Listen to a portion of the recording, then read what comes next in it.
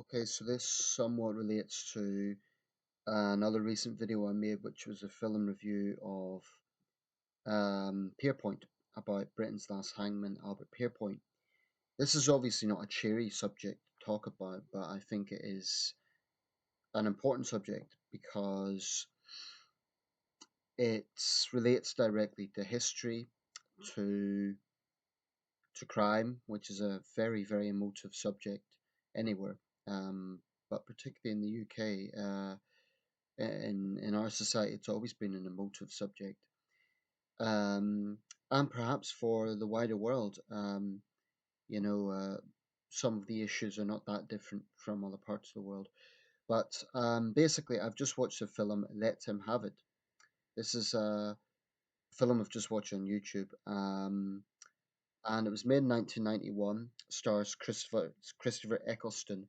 I don't really know any of the other acting credits. None of them seem to be really big actors, but Christopher Eccleston, of course, went on to be one of the Doctor Who's, so he's known in the UK for that.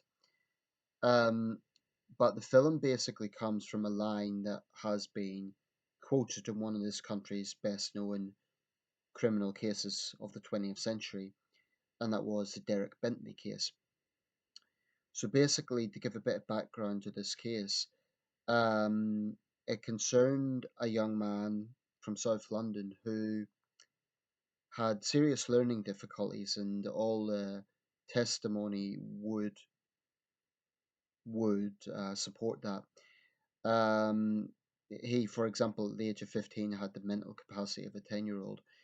He could barely write his own name. But anyway, he gradually got involved with a younger guy who was basically saw himself as a Al Capone type figure, and basically he was a wannabe gangster.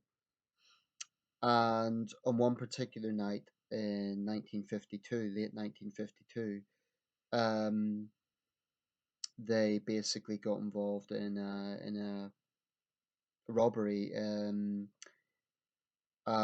not sure what sort of location this was, but basically it ended up in a shootout with police officers, and there was very conflicting testimonies as to what exactly happened.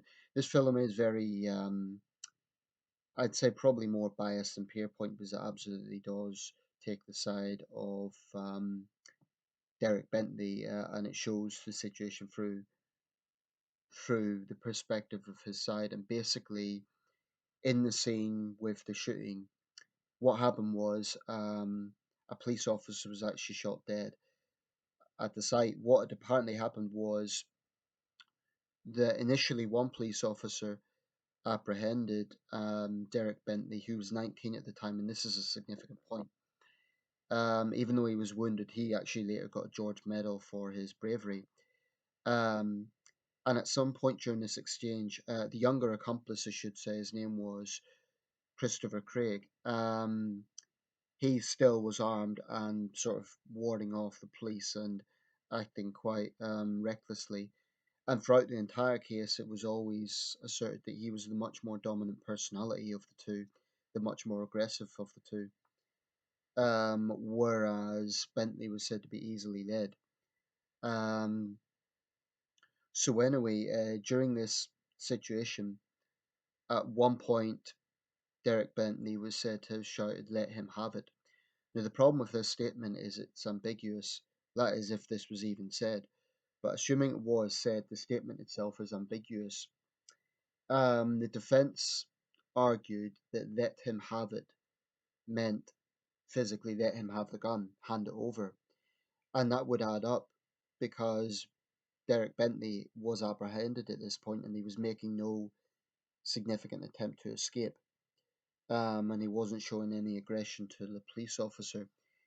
Um, but when the other police officers arrived, I should say the police officer who was killed was another man, as opposed to the man who had apprehended Derek Bentley. But basically, let him have it could mean either that, or it could mean, in criminal jargon, let him have it, shoot him.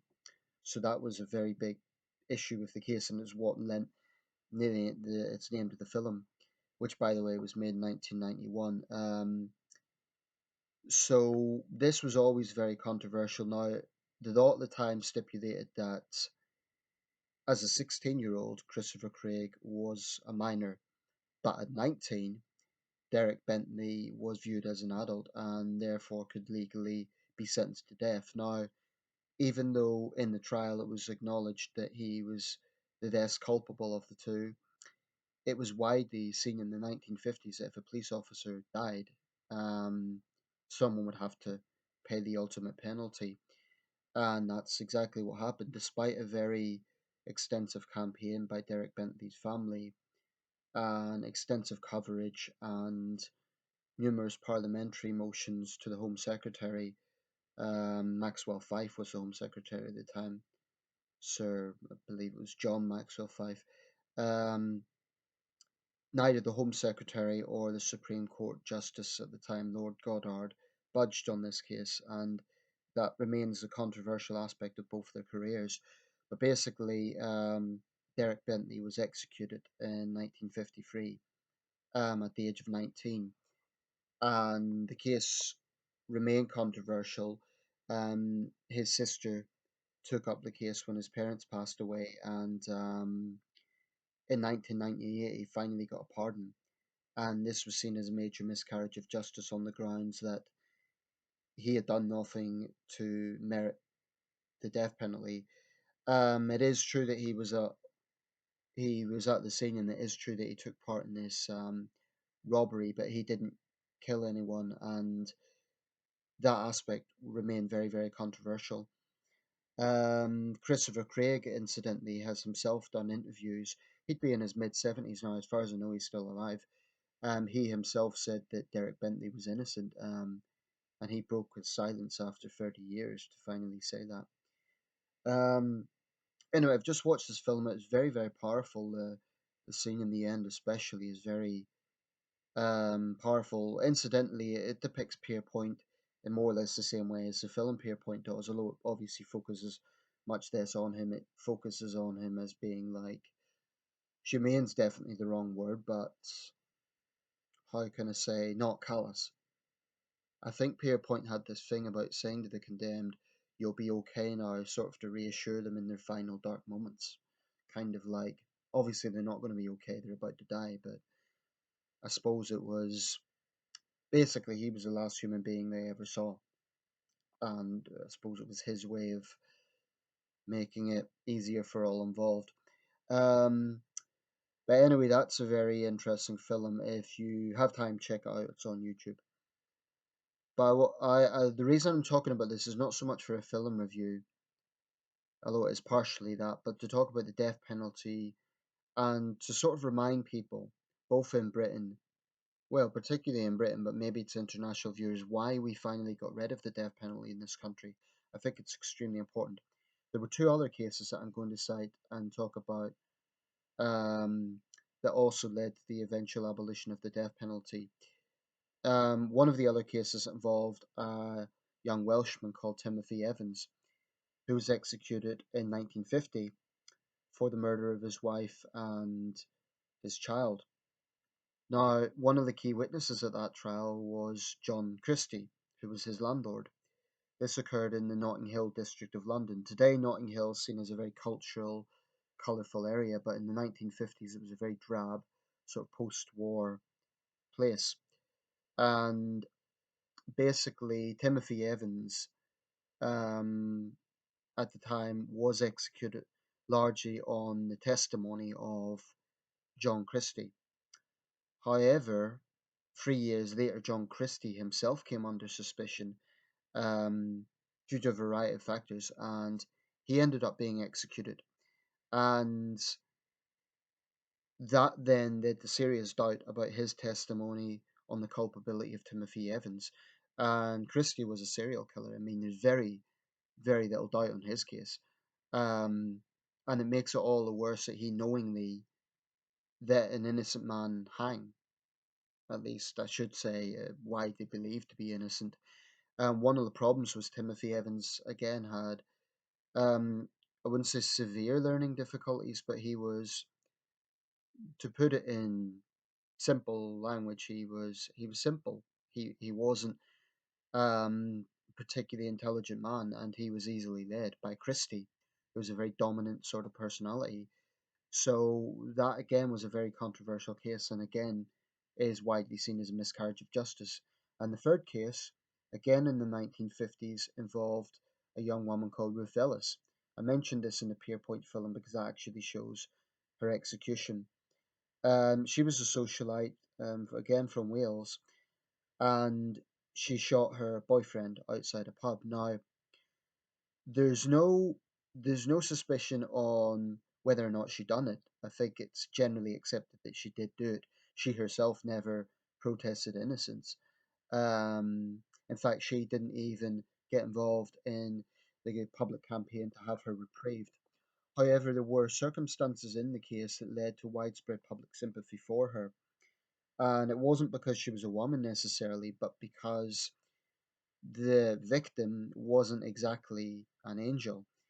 It was widely reported that he had been very abusive in the relationship, including one incident in which he caused her to have a miscarriage by punching her on the stomach, kicking her and punching her on the stomach, which led her to have a miscarriage. Now, I'm not saying that warrants murder, but by all accounts, this was an abusive relationship, so that did lead to deep controversy about this case. Also, she garnered public sympathy by the fact that she'd responded with incredible courage and showed incredible composure throughout the whole case. It's not quite the same as the other two cases because it's not really seen as a miscarriage of justice. But Lee's free case, she was executed in 1955, the last woman executed in Britain. Now, these three cases in particular all basically led to the eventual abolition of capital punishment in Britain to represent basically the situation at this time. Between 1926 and 1954, something like, and if these figures aren't exactly right, I apologize, but it was something like 669 people were sentenced to death in that time in England and Wales. And out of that, 379 were executed. So around half were reprieved, which indicated that reprieves were becoming more and more common in the 20th century. This contrasts to, let's say, the 18th century, where pretty much everyone would have ended up on the gallows when they were brought before courts. Of course, the caveat to that is in the 18th century, there was a very weak organized police force. There were sort of Bow Street runners who were kind of a basic police force, but that's the other side to this whole debate. In the 18th century, a lot of criminals basically got away with their crimes because there was no police force. But those who were caught were executed often for what today we would see as very trivial crimes. In fact, there was a case called the London Monster, and basically it was a man who was going around slashing women, and some of them were quite seriously injured. But incredibly, the more serious crime that he was charged with, and it was a Welshman called Renwick Williams who eventually was executed for this. The more serious crime was the cutting of silk. So it wasn't the wounding of the woman's body, but the cutting of silk. Again, there was a lot of doubt cast on that case. It was featured in the very, very good period drama Garrow's Law, which was about the 18th century lawyer William Garrow, who basically lent who's credited with the phrase innocent until proven guilty, which has been extremely important in the British judicial history, still remains so in terms of due process. And this has been exported around the world, with, of course, many countries of the former British Empire modelling their own judicial systems on the British system. Anyway, by the late 50s, public opinion was definitely turning against the death penalty, and that was especially the case in the late 60s. Sorry, by the 1960s. The last executions in this country were simultaneous in 1964. I forget the names of the condemned, but they were two young men hanged simultaneously at Liverpool and Manchester prisons. Again, I think that was for the murder of a police officer. But basically, they were the last executions in Britain. But at the time, they weren't. It wasn't big news because no one knew they would actually be the last executions. It took another 4 years for it to be completely taken off the statute, and in fact, it took until 1992 until it was completely taken off the statute in the British Isles because until 1992, the Isle of Man still had the death penalty. They didn't use it, but right up until 1992, they had it in statute. So throughout the 1960s, there was fierce debates going on with this, and there was a situation basically where it was still there. So there were many murders, and incidentally, I should say, in the 20th century, murder and terrorism were the only crimes, and I think treason was the third one, for which you could be executed in Britain. So in the 20th century, you couldn't be executed for rape or armed robbery or other serious crimes, whereas in other parts of the world you could. In the 18th century, you would be executed for, like I say, cutting silk, stealing a sheep, stealing pewter pots. At its peak, there was something like 200 crimes for which you could be executed. And until 1868, in this country, it was a very barbaric thing because people would be executed in public. These were basically public spectacles. And one of the reasons they actually banned public executions in 1868 was on health and safety grounds. It wasn't even a moral issue, although there were abolitionists, but it was on health and safety grounds because there'd been a number of high profile disasters. One occurred at Newgate Prison in 1807, another occurred at Nottingham in 1844, in which people were killed. So you can imagine, like the 1980s, when there was high profile football stadium disasters, like Hillsborough involving a crowd crush, that was basically the situation at public executions, because you would have massive crowds, no crowd control virtually. Sometimes you would have soldiers, but it was actually a major health and safety issue. So that's why they abolished public executions. Thank goodness, because that was totally barbaric, in my opinion. Um, so that's 148 years ago. The last executions, 52 years ago. I'm instinctively opposed to the death penalty, but one thing that kind of irritates me about this whole debate is that there's an assumption, especially by some of those on the right who are in favour of the death penalty, that if someone is against it, that means they're sympathetic to criminals. For me, this is a difficult thing because you'd have to be a pretty cold bastard to look at cases like Derek Bentley and Timothy Evans and Ruth Ellis and not feel there's something fundamentally wrong with the death penalty. On the other hand, you look at certain crimes which are so heinous and are very clear cut, where the condemned themselves are absolutely not even trying to deny it. And there's such heinous crimes like child murder, like mass murder, etc., where it's very easy to see why there would be strong public appeal for the death penalty. That's why I try not to be too judgmental of other countries that still carry this out. Although it makes me all very uncomfortable, I can understand both sides. Personally, in the case of Britain, I feel the further back it goes, the better. I do believe in very tough punishment for serious crimes, but I think we would be taking a step back if we ever reintroduce this. And there has been a few campaigns to reintroduce the death penalty, especially in the 90s when crime was quite high. Um, or in cases where, that really, really brings about strong public emotions, like child murder, for example. Um, I think if we ever were to bring it back, it would need to be very, very, very selective. In fact, I'd look at the Indian model where they only have executions in extreme cases.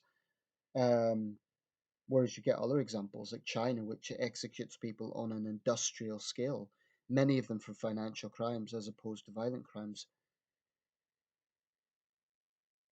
Um, but it is interesting to look at international comparisons. In the United States, where I believe 36 or 37 states still have the death penalty, a large number of those haven't carried it out in years. California hasn't carried out an execution in 10 years. So that to me indicates that in parts of the world the trend is towards abolition. However, Amnesty International reported last year that executions were at an all time high.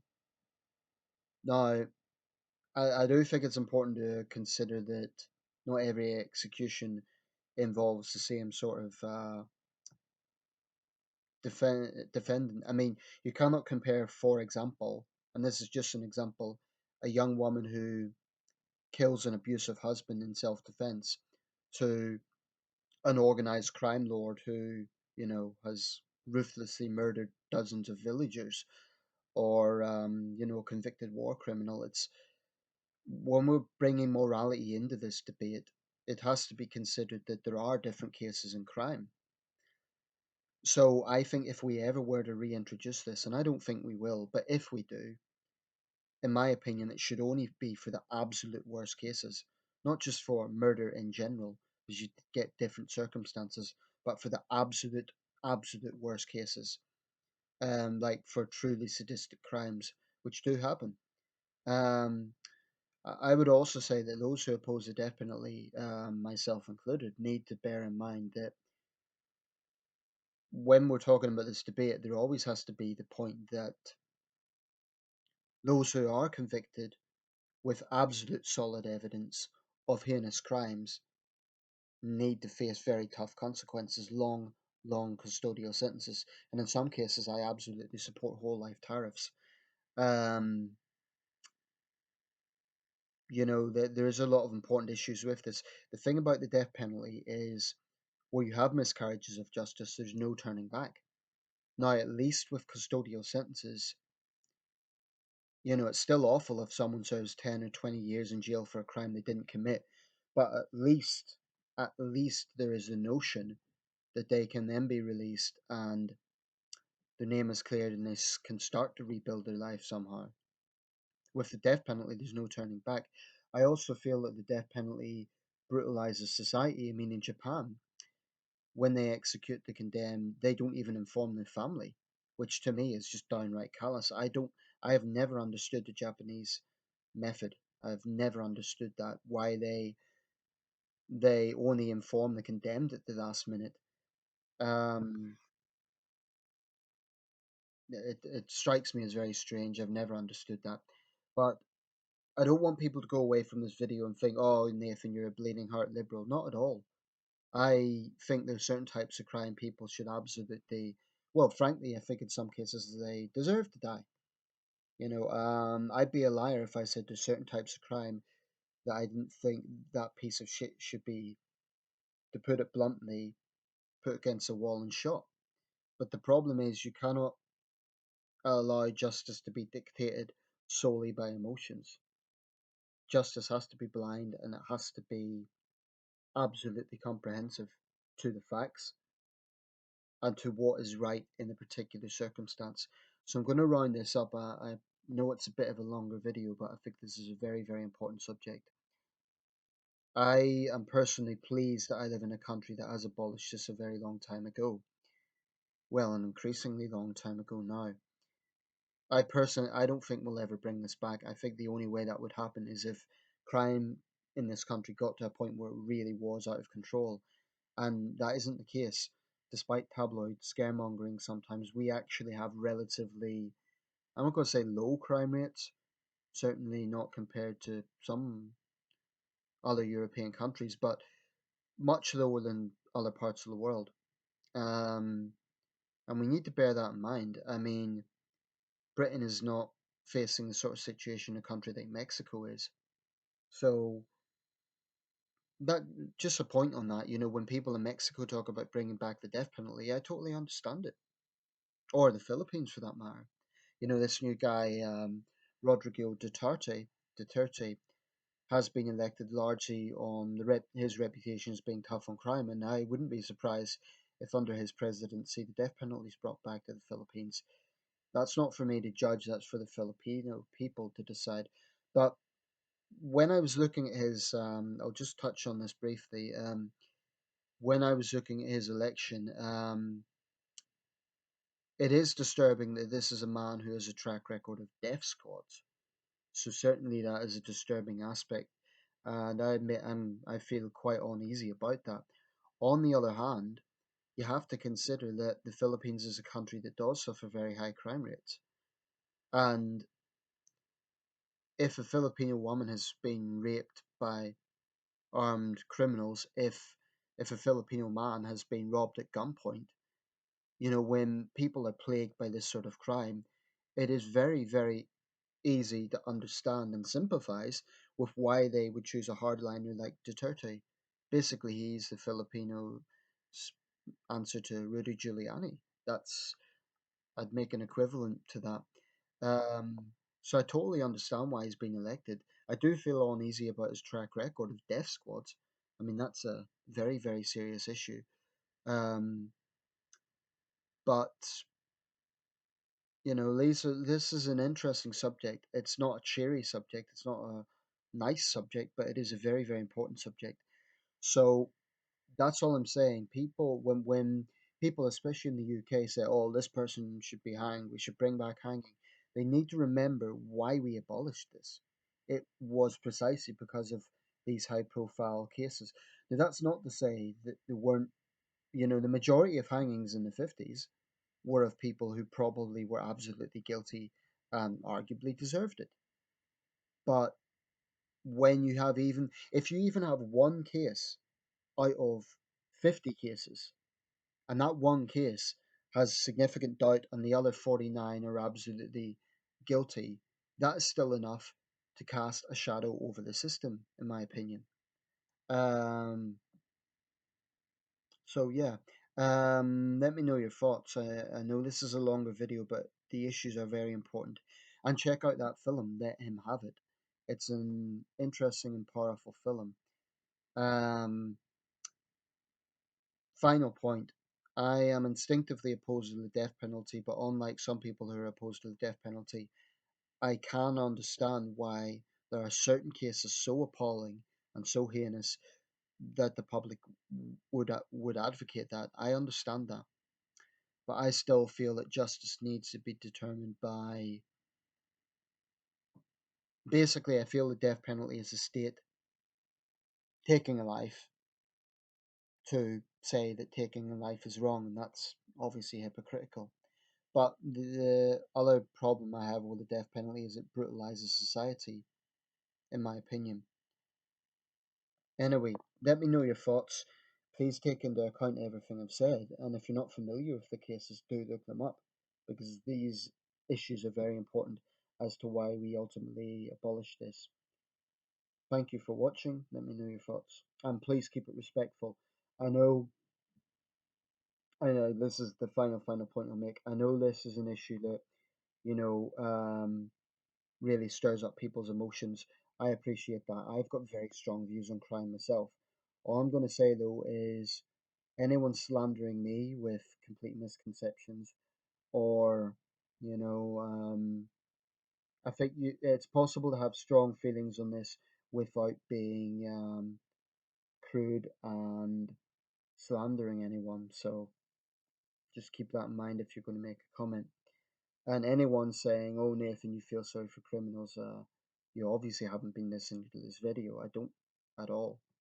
But all I'm saying is, this is not a black and white issue. Thanks for watching.